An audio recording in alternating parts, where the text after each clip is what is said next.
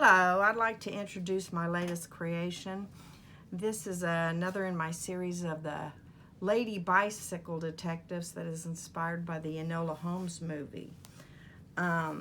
If you're not familiar with it, she goes and solves mysteries. She's Sherlock Holmes' sister.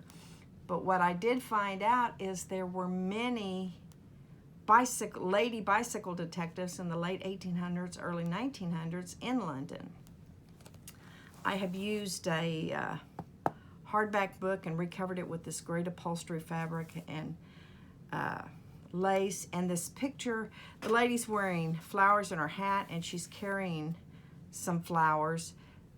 Flowers were sent to have meanings, special meetings. There was lots of ads placed in London newspapers for people, and they might say like the chrysanthemums are blooming, which had some special meaning, or they would put some sort of puzzle in there of letters jumbled up that had some sort of, had to be decoded by the person who was receiving it.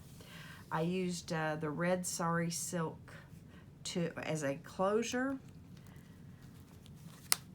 They also all used ciphers, and that was so they could send codes through the newspapers. It was quite a pastime for people to try to figure out these codes. But this one, for example, you might say that if you see a D on the 10th line or the 10th letter, it's actually should be an E or every 10th letter. So they would have already had this discussion about how the code was going to be, but some of the amateur sleuths tried to figure out these codes. I thought that it would mean a lot to use this paper because chrysanthemums were mentioned in that movie. This is just a little journaling card. This is a digital from Lindsay Zenner. I used multiple of hers and of Victoria Designs. This is one of Victoria Designs. There's plenty of room for journaling. I have used coffee dyed paper, which some of it has been stenciled, and of course, again, the letters have great meaning in that genre. A little blue dot paper here. And this is a digital that I created myself, which I'm quite proud of, with stamps and snippets of this and that, and then some letters in the background. This is a 3-pocket musical note pocket, and it's got 2 journaling cards and 1 tag in it. And again, a flower and a number. Some more of these floating letters. This, I think, is just really pretty. So I used that in there. Vellum pocket with just a little slice of paper that you can open up and journal if you have a secret you'd like to keep, or a note, or whatever.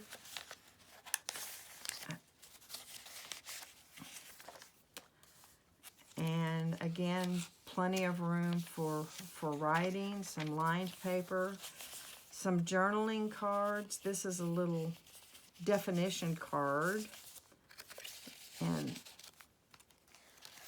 in a pocket. Some butterflies stenciled onto some coffee dyed paper.